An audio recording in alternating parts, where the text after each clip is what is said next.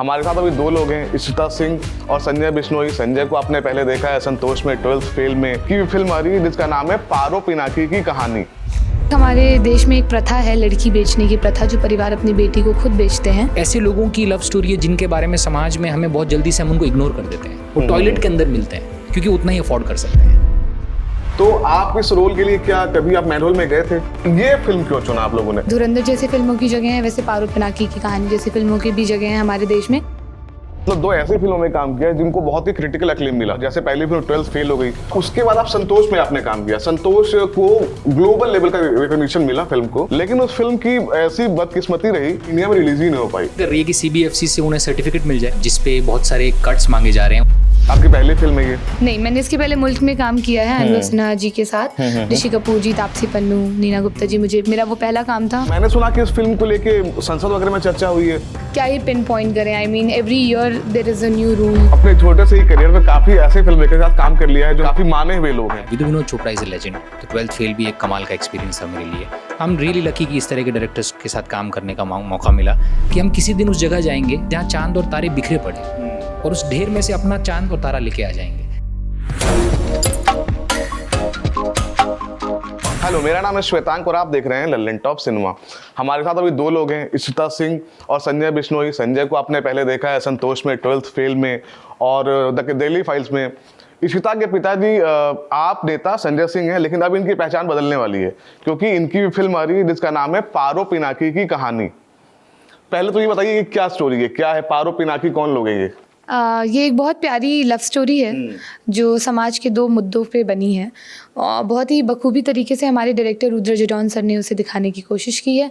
और हम उम्मीद करते हैं कि जितनी ईमानदारी से हमने इस फिल्म में काम किया है, लोगों को वो पसंद आए और लोगों तक वो मैसेज पहुँचे एक लव स्टोरी के ज़रिए जो हम पहुँचाना चाह रहे हैं। क्या मैसेज है ये? एक सीवर क्लीनर के ऊपर ये कहानी है और एक पारो, एक हमारे देश में एक प्रथा है लड़की बेचने की प्रथा, जो परिवार अपनी बेटी को खुद बेचते हैं। 15,000, 20,000, 30,000 में उनकी एक इलीगल विमेन ट्रैफिकिंग चल रही है on the name of marriage, जिसके बारे में कोई बात नहीं कर रहा, अवेयरनेस ही नहीं है उसके बारे में। तो हमारे डायरेक्टर सर का ये उद्देश्य था इस फिल्म से कि हम इन दोनों मुद्दों को उठाएं और बखूबी तरीके से उसे दिखाने की कोशिश करें। तो बेसिकली एक मैनहोल क्लीनर और एक वेजिटेबल सब्जी बेचने वाली लड़की की लव स्टोरी है, जो कि इसके अंदर पारो जो प्रथा बता रही हैं आप, कुप्रथा जो है, इसके ऊपर ही बात हो रही है। ठीक है, तो मेरा आपसे क्वेश्चन ये है कि आपके पापा जो है पॉलिटिक्स के अंदर हैं, आपने पॉलिटिक्स की बजाय फिल्मों में आना क्यों चुना? मैं बचपन से ही एक्टिंग करना चाहती थी। मैं हमेशा ड्रामा में पार्टिसिपेट करती थी, मुझे बहुत मज़ा आता है कैमरे के सामने। तो आई थिंक वो वहाँ से वो प्यार सिनेमा के लिए बढ़ता गया और बढ़ते बढ़ते आज मैं यहाँ खड़ी हूँ और अपनी फिल्म की रिलीज़ का वेट कर रही हूँ। आपकी पहली फिल्म है ये? नहीं, मैंने इसके पहले मुल्क में काम किया है अनुराग सिन्हा जी के साथ।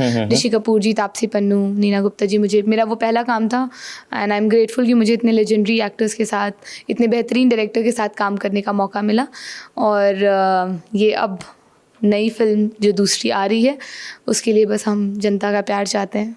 मुझे इंटरेस्टिंग लगा बहुत कि मतलब अभी मैं जब इनको देखा, मैंने पहली बार देखा अभी इंस्टाग्राम के अलावा, मैं इनका ट्रेलर देख रहा था फिल्म का, तो पहचान में नहीं आया मुझे लगा अरे कुछ अलग ही देख रहा हूँ मैं।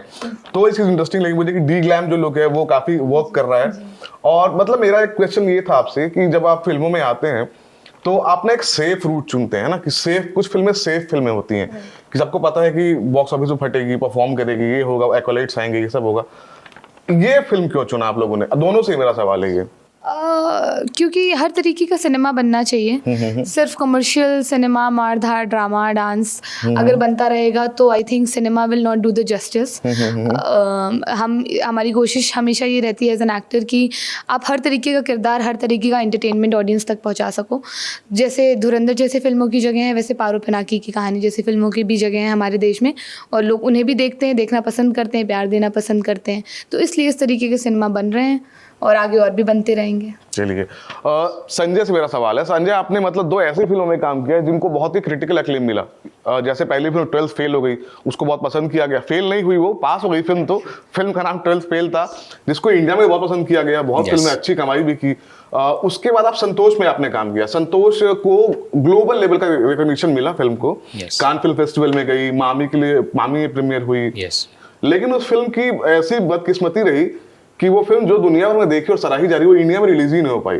यस, उसकी ओरिजिनल रिलीज डेट इंडिया में जनवरी 2025 थी। यस, लेकिन तब से लेके फिल्म आज अभी हम जहाँ खड़े हैं तो ये फेब 2026 चल रहा है, 1 साल से ज्यादा समय बीत चुका है और फिल्म अब तक इंडिया में रिलीज नहीं हो पाई है। क्या इश्यूज आ रहे हैं? संतोष एक बहुत ही स्पेशल फिल्म भी, ये बेसिकली ऑस्कर में शॉर्टलिस्ट भी हुई है, ब्रिटेन की ऑफिशियल एंट्री थी लास्ट ईयर, और हम लोग इसको लेकर कान फिल्म फेस्टिवल में भी गए। I got a chance to walk the red carpet, which is a dream for any actor. It was a very special moment for me and I am very very proud of that film. I think the film has like you know it's on going. अरे मैं बोला था कि लेकिन ये तो लैलेंट top है sir. अच्छा, तो हमारी फिल्म कोशिश ये कर रही है कि CBFC से उन्हें सर्टिफिकेट मिल जाए, जिस पे बहुत सारे कट्स मांगे जा रहे हैं। उससे उस फिल्म का जो उसकी फिल्म की लेंथ है वो फिर नहीं रह पाएगी जो पॉसिबल है। तो आई थिंक उस पर कुछ अभी भी डिस्कशन चल रहा है, कब वो सॉल्व होगा हम एक्टर्स तक ये बात पहुंचती नहीं है। लेकिन हमारी आशा ये है कि वो फिल्म किसी दिन आए, और बहुत ही कमाल का डायरेक्शन है संध्या सूरी का, और पूरी कास्ट, शाहना गोस्वामी, सुनीता राजवर एक बहुत ही अलग से लुक में है उस फिल्म के अंदर। इससे पहले मैंने दिल्ली क्राइम करके एक शो भी किया है, जो बेसिकली इंडिया का पहला एमी अवार्ड जीता उसने। तो I am proud of all these projects and in सबसे ज़्यादा अब मेरे लिए सबसे स्पेशल पारो पिनाकी की कहानी है, क्योंकि एज ए प्रोड्यूसर हम दोनों इस फिल्म को सपोर्ट कर रहे हैं। अब हमने शुरुआत में सिर्फ एक्टर ही थे, फिर फिल्म को उस लेवल तक पहुंचा नहीं पा रहे थे, तो हम दोनों ने वो बीड़ा उठाया कि हम दोनों साथ मिलकर इस कहानी को आगे तक लेके जाएंगे। और ये कहानी एक ऐसे लोगों की लव स्टोरी है जिनके बारे में समाज में हमें बहुत जल्दी से हम उनको इग्नोर कर देते हैं। वो टॉयलेट के अंदर मिलते हैं क्योंकि उतना ही अफोर्ड कर सकते हैं। और वो एक लाइन बोलता है पिनाकी पारो को कि हम किसी दिन उस जगह जाएंगे, उस ढेर में से उस जगह जाएंगे जहाँ चांद और तारे बिखरे पड़े, और उस ढेर में से अपना चांद और तारा लेके आ जाएंगे। मतलब वो अपने सपने में भी कूड़े कचरे का ढेर ही देख रहा है चांद तारों के लिए भी। तो वो जो लिमिटेड सोच होती है वो बना दी गई है, और उन्होंने वो सैड रियलिटी को एक्सेप्ट कर लिया है। सो वो बहुत ही दर्दनाक था जब मैं पढ़ रहा था ये कहानी रुद्र जादौन ने जो लिखी है। तो हम दोनों का मतलब बहुत सौभाग्यशाली है कि हमें ये फिल्म मिली और इस लेवल तक ये फिल्म आ पाई है। और अगर जनता का प्यार मिला तो ये फिल्म बहुत आगे तक जाएगी। रिव्यूज़ भी बहुत अच्छे आ रहे हैं फिल्म के, जो भी हमारी अभी तक स्क्रीनिंग्स हुई है। म्यूज़िक बहुत कमाल है फिल्म का, विकी कलर ने 2 ओरिजिनल गाने दिए हैं। ब्रिटो खंगचियन जो कबीर कैफ़े, उन्होंने चरखा, चन कित्था, ये सब रिक्रिएट किया है हमारे लिए। So we are proud of this film, and hopefully on 6th February a lot of people will turn up, talk about the film, talk about Paro, talk about sanitation workers. This is the point of the film. तो देखते हैं कहाँ तक जाती है। तो आपने इस फिल्म में मैनहोल क्लीनर का रोल किया है ना, जो नीचे जाके जमीन में वो सफाइयाँ करता है, ये सब करता है, सैनिटेशन वर्कर बेसिकली। तो आप इस रोल के लिए क्या कभी आप मैनहोल में गए थे? बिल्कुल। इस फिल्म की एक कंडीशन ये थी कि हम इसमें सेट नहीं बना पाएंगे, तो आपको जो नाले हैं, जो मैनहोल है, उसमें घुसना पड़ेगा। Real locations? रियल। तो मेरा डे 1 सबसे बड़े नाले में था, और जब मैंने पैर रखा तो ऐसे बदबू और गैस निकल रही थी उसमें से, और मुझे समझ में आ गया कि ये कुछ होने वाला है अब। फिर अगले 10 दिन मैं कॉकरोचेज़ के साथ मैन होल में वहीं था मैं। तो मैं बहुत बार लोगों को बोलता हूँ कि मैं आप लोगों के लिए मैन होल में चला गया, गटर में चला गया, आप फिल्म देखने आ जाना। जब आप मैन होल के अंदर थे, क्या चल रहा था आपके दिमाग में? उस टाइम पे कैरेक्टर टेक ओवर करता है in that sense. Of course आप अवेयर होते हो हमेशा, लेकिन आपने वो चॉइस ले ली है। लेकिन इन एंड आउट होता है ना, कैरेक्टर भी है और ह्यूमन भी है। Of course, definitely you are never the character entirely. It's Sanjay who is taking on the character, you are the so that is always the case. लेकिन मैं जब उस मैन होल में घुसा तो मुझे मेरे साथ के जो एक्टर्स थे वो सब भी सफाई कर्मचारी हैं, तो मैं उनकी बातें सुनता। तो वो मुझे बता रहे थे कि बिना दारू पिए या नशे के हम ये काम नहीं कर सकते। हर दिन हमें वो नशे में ही करना पड़ता है, उनके पास सेफ्टी इक्विपमेंट्स नहीं है।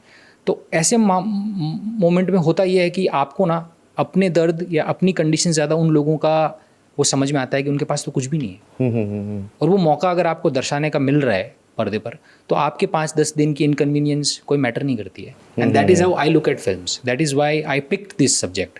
अगर मुझे उससे तकलीफ होती तो मैं ये कभी करता नहीं, और मेरी हमेशा ये कोशिश भी रहेगी कि मैं ऐसे सब्जेक्ट उठाऊं जहाँ तक मैं अपने आप को पुश कर सकता हूँ वो करूँ मैं।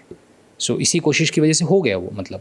और मैं संतोष के बारे में थोड़ा सा आपको कॉन्टेक्स्ट दे दूँ। ये तो पारो पिनाकी की बात हो रही है, लेकिन संतोष का मैं एक कॉन्टेक्स्ट देना चाहता हूँ। बड़ी इंपॉर्टेंट फिल्म है वो फिल्म जो है, जब वो फिल्म बन रही थी, शुरू हो रही थी, तो वो स्क्रिप्ट क्या होने वाली है, शूट कहाँ हो रही है, सब कुछ जो लखनऊ में शूट हुई थी फिल्म है ना। yes. तो उसके लिए पहले अथॉरिटी से परमिशन ले ली गई थी कि हम ये फिल्म शूट कर रहे हैं, ये स्टोरी ऐसा ऐसा ऐसा है, उसकी परमिशन मिल गई। लेकिन जब फिल्म इंडिया में रिलीज होने की बारी आई, जब उसको सेंसर बोर्ड के पास फिल्म गई, वो सेंसर बोर्ड ने उस फिल्म पे रोक लगा दी। उनका कहना था कि इस फिल्म में इस्लामोफोबिया है, इस फिल्म में पुलिस ब्रुटैलिटी है, और इस फिल्म में कई ऐसी चीजें हैं जो इंडियन ऑडियंस के मुफीद नहीं है, इसलिए इस फिल्म को इंडिया में रिलीज नहीं कर सकते, आपको काट छाट करनी पड़ेगी तभी आप उसको ला पाएंगे। अल्टीमेटली इसके लिए सब लोग फाइट, सब सरप्राइजिंग है ना बहुत, कि जिस फिल्म के लिए परमिशन आपको शुरू से मिली हुई है कि ये फिल्म बन रही है और वो फिल्म बनने के बाद रिलीज नहीं हो पा रही है, और वो अब तक नहीं हो पाई है। 23 में पूरी हो गई शूटिंग उसकी, 26 चल रहा है, 3 साल हो गए बन के, मान लीजिए 24 साढ़े 24 में भी हो गई, क्योंकि 25 तो रिलीज डेट थी ऑफिशियल, तो नहीं हो पाई। ये एक कॉन्टेक्स्ट है जो मैं डालना चाहता था। अब वापस आते हैं इस पारो पिनाकी के ऊपर। मैंने सुना कि इस फिल्म को लेके संसद वगैरह में चर्चा हुई है, उसकी क्या बैक स्टोरी है, वहां तक कैसे पहुंचे हैं आप? वो it's a part of getting the certificate from sensor. वो हर एक चीज़ पे आपको सवाल पूछेंगे। I think it's their process, तो उस चीज़ को हम क्या ही पिन पॉइंट करें। I mean every year there is a new rule of CBFC कि अब ये नहीं कर सकते, अब ये नहीं कर सकते, अब ये नहीं कर सकते, तो हर साल आपको अपडेटेड रहना पड़ता है। तो हम लोग शायद इतने अपडेटेड नहीं थे because this was our first film as a producer as he said. तो कुछ चीज़ें थी जो हमारी तरफ से मिस आउट थी which we tried to fill in, and then finally we got the certificate. It's a A certificate film. अच्छा। Yeah, so because of the concept, it is a certificate film. तो मेरा ये था कि संसद वाली बात, ये पार्लियामेंट में कैसे पहुंची? नहीं, पार्लियामेंट में सेंसर की बात नहीं पहुंची, पार्लियामेंट में पिक्चर पहुंची। हाँ, वही मैं वही पूछ रहा था आपसे। हमने एक प्रीमियर किया था दिल्ली में NFDC में, जहाँ पे प्राइवेट स्क्रीनिंग थी वो, जहाँ पे हम लोगों ने काफ़ी सारे हर पार्टी के लीडर्स को बुलाया।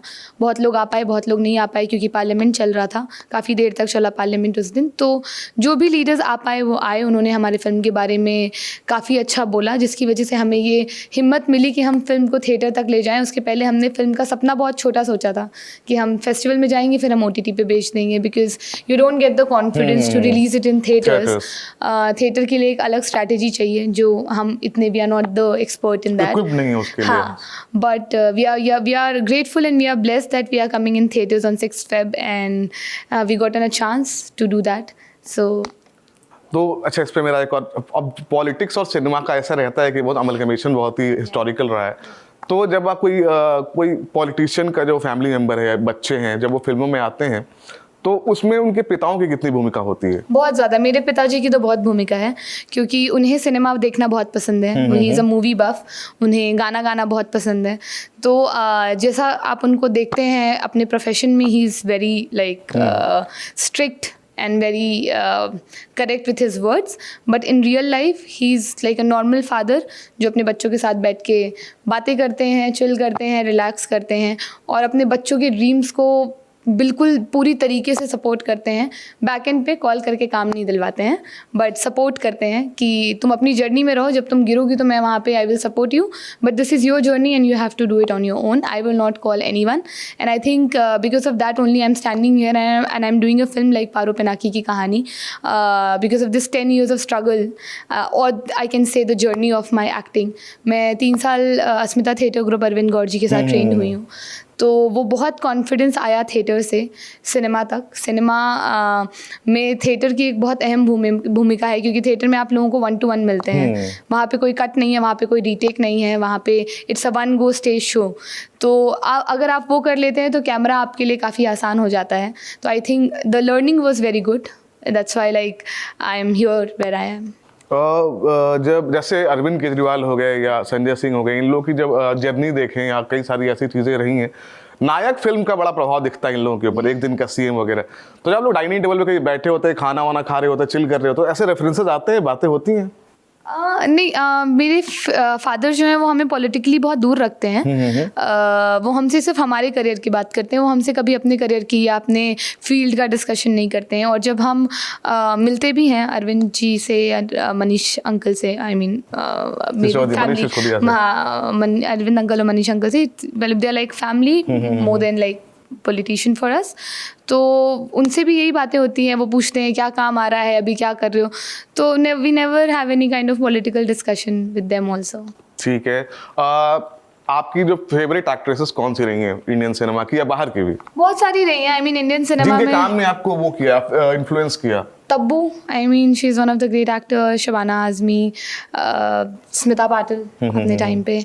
अभी फ़िलहाल अगर हम देखें तो Alia Bhatt is a very very promising actor, Deepika Padukone is very very promising actor.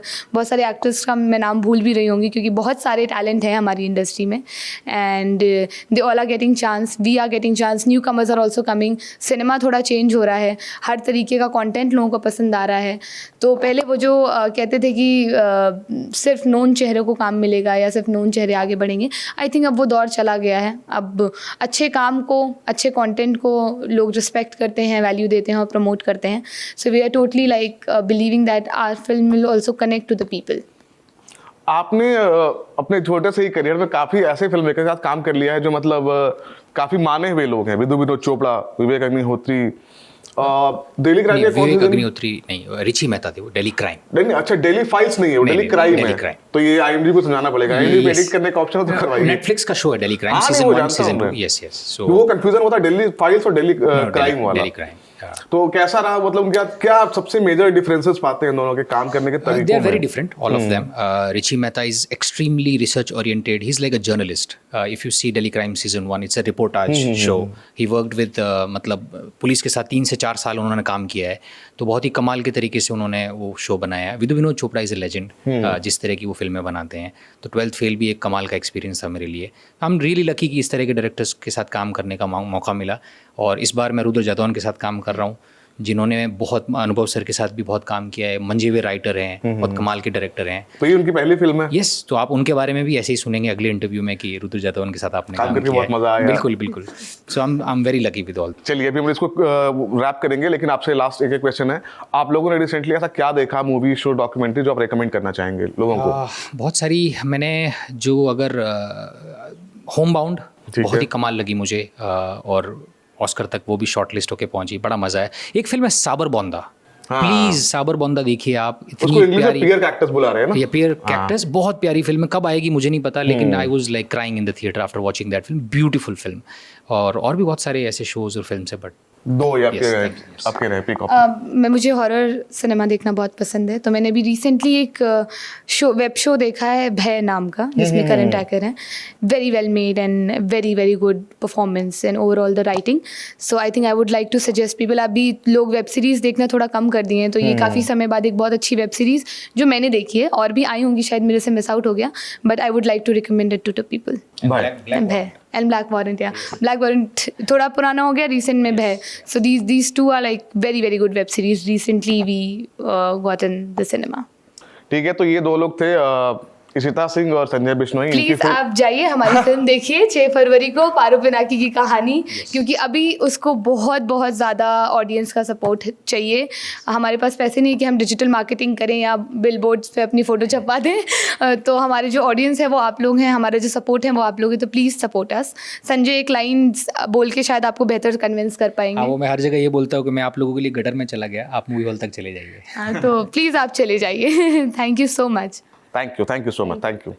मैं तो श्वेतांक और आप देख रहे थे ललन टॉप सिनेमा। शुक्रिया।